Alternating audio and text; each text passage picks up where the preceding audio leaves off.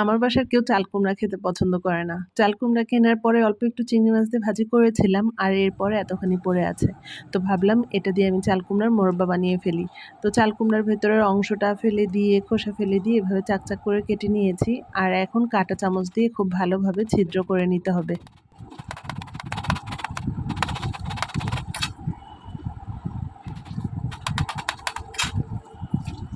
সবগুলো চাল কুমড়ার পিস আমি এভাবে খুব ভালোভাবে কাঁটা চামচ দিয়ে একদম ছিদ্র করে নিচ্ছি আর এরপরে হাত দিয়ে ভালোভাবে চিপে ভেতরের যে পানিটা সেটা ফেলে নিলাম। আর কাঁটা চামচ দিয়ে এভাবে ছিদ্র করার পরে চাল কুমড়াটা নরম হয়ে যাবে আর ভেতর থেকে অনেক পানি বের হবে। আর কি যতটুকু সম্ভব একদম চাল কুমড়া থেকে পানিটা ফেলে দিতে হবে।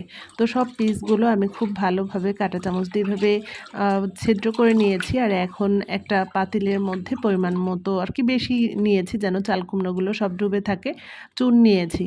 তো পানিটার সঙ্গে চুনটা খুব ভালোভাবে মিশিয়ে দিয়ে তারপরে এখন চাল কুমড়োগুলো সেই পানির মধ্যে ভিজিয়ে রাখলাম।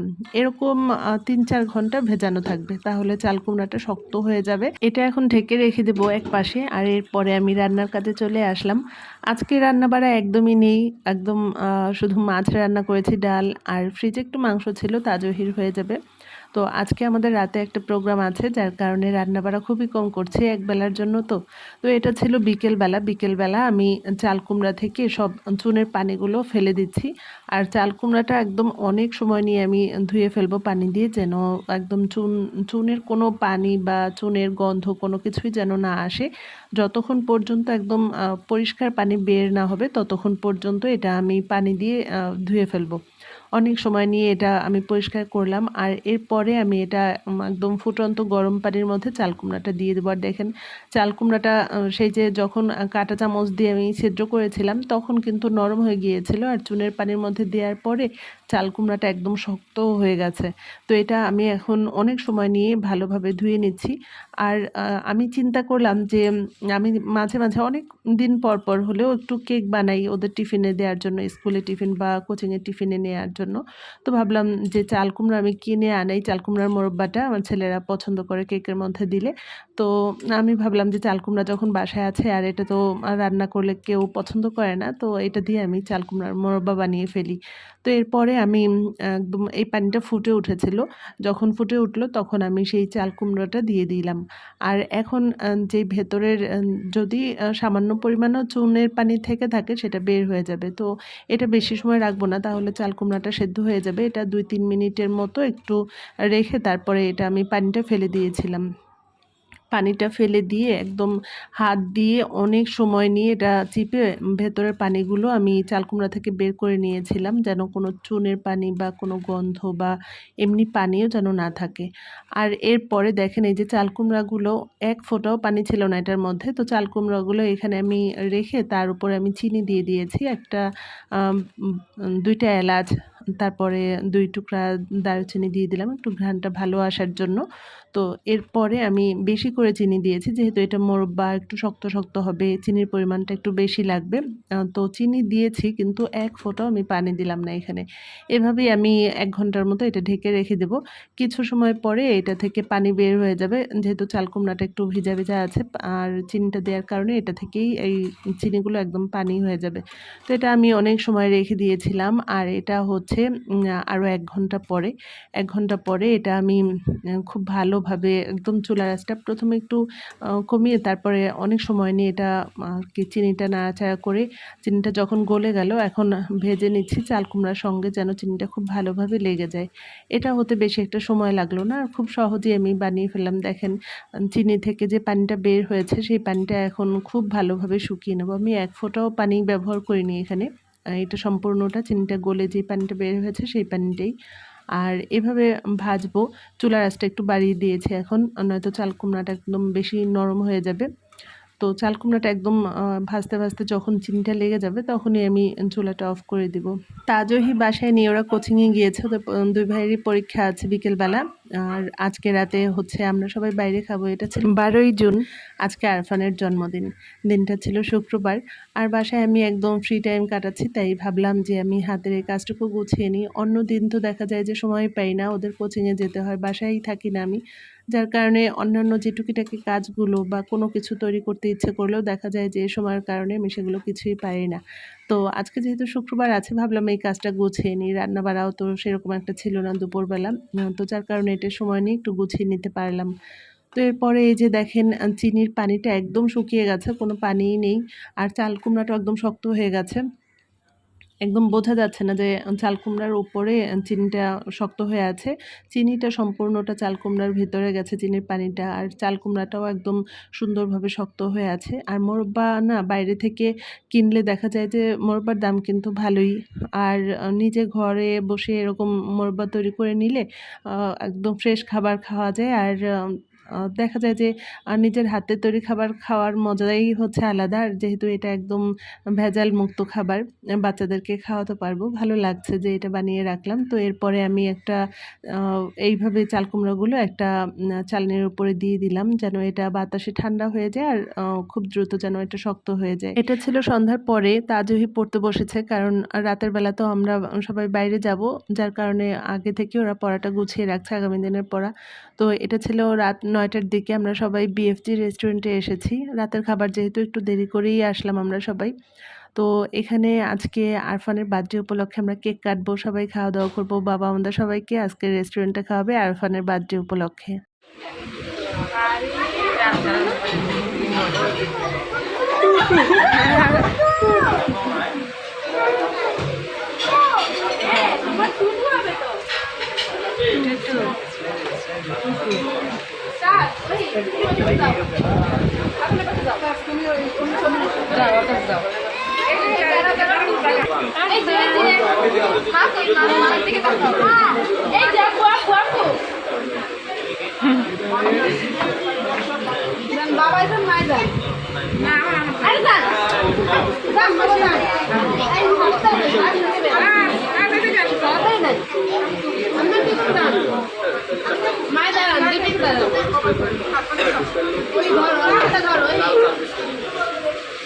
Maidanan.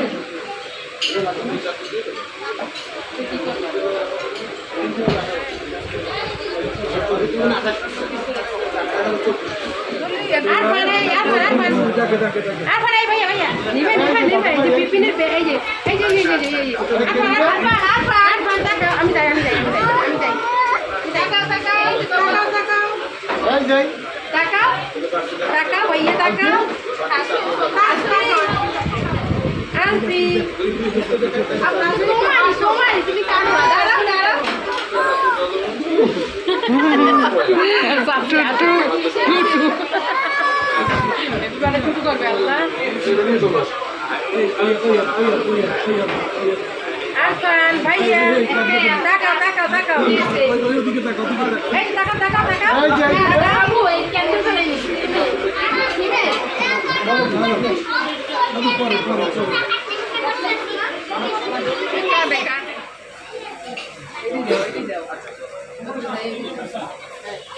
এই যে পারা পারা একটা এই ওর মামা লাগে বাতা মতো দাও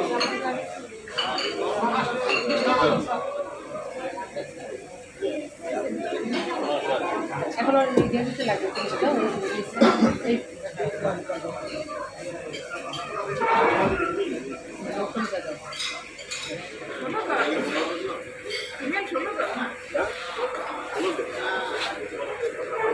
আরফান তাকাও তাকাও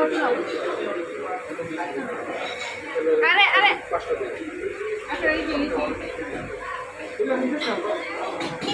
হাকার হাকার আরফান হাকার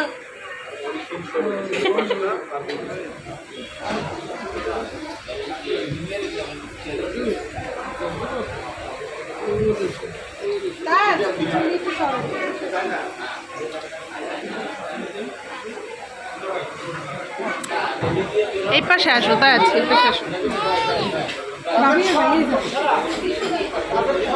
তুলসী তুলসী বড় তুলসী ভাই ভাবি এইভাবে তুলবো নাকি টাকা বাবা বাবা টাকা টাকা দাঁড়া হয়নি হয়নি আরফান আরফান এই যে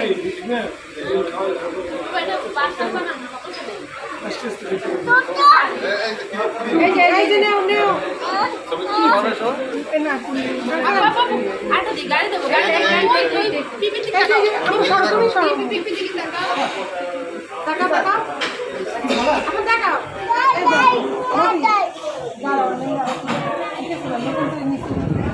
ভাইয়া ভাইয়া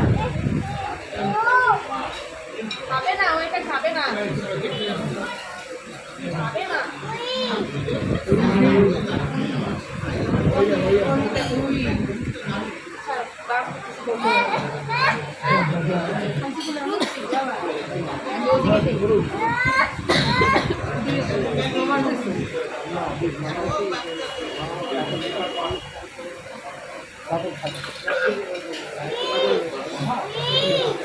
ভাইয়া ভাইয়া বলো ভাইয়া বলো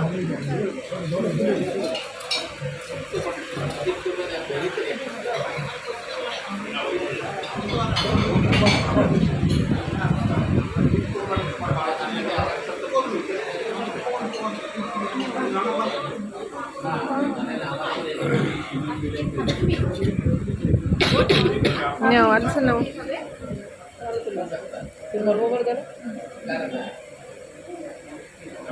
আর আনবে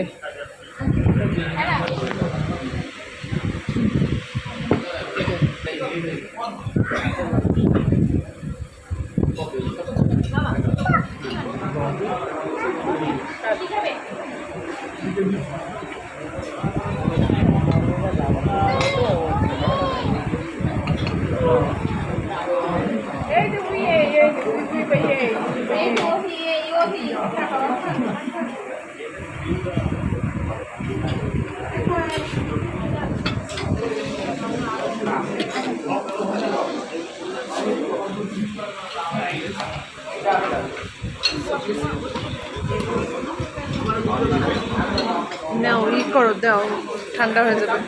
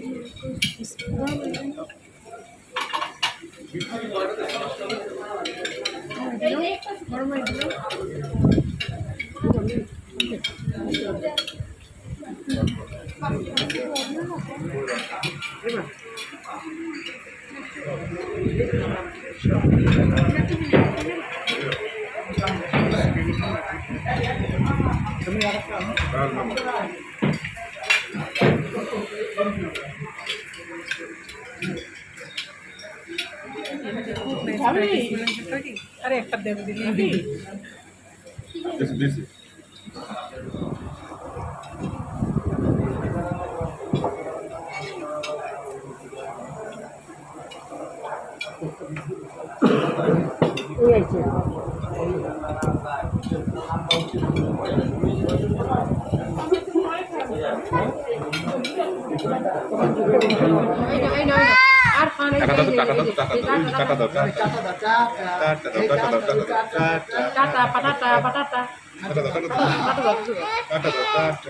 চাচি ডাকো চাচি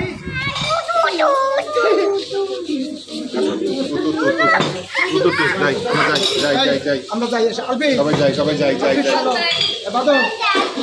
বাদন আমরা চল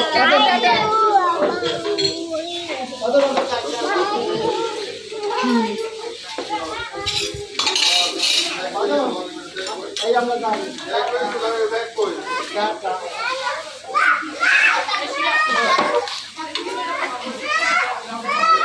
আবার এখন রাত 11:15 বাজে। খাওয়া দাওয়া শেষে আমরা সবাই এখন বাসায় যাচ্ছি। আশেপাশে দোকানপাট বন্ধ, শুক্রবার তো রাস্তাঘাটে মানুষজনও অনেক কম। আরফানের প্রথম বার্থডে বিএফজি রেস্টুরেন্টের পাশে একটা কনফারেন্স হল আছে, সেখানে হয়েছিল। অনেক মানুষজনকেও তখন বলা হয়েছিল। এবছর আর কাউকে বলা হয়নি। আমরা ফ্যামিলি মেম্বার যারা আছি তারা এসে বিএফজি রেস্টুরেন্টে রাতে ডিনার করে গেলাম। আর ওই দেখেন বার্থডে বয় হেঁটে হেঁটে বাসায় যাচ্ছে। আজকের ব্লগটা যারা দেখলেন সবাই ওর জন্য দোয়া করে দিবেন। আমার পক্ষ থেকে ওর জন্য অনেক অনেক দোয়া আর ভালোবাসা রইল। আজকে তাহলে এখানেই রাখছি, আবার অন্য কোনো দিন গল্প করতে চলে আসব। সে পর্যন্ত আল্লাহ তাআলা যেন আপনাদের সবাইকে ভালো রাখে।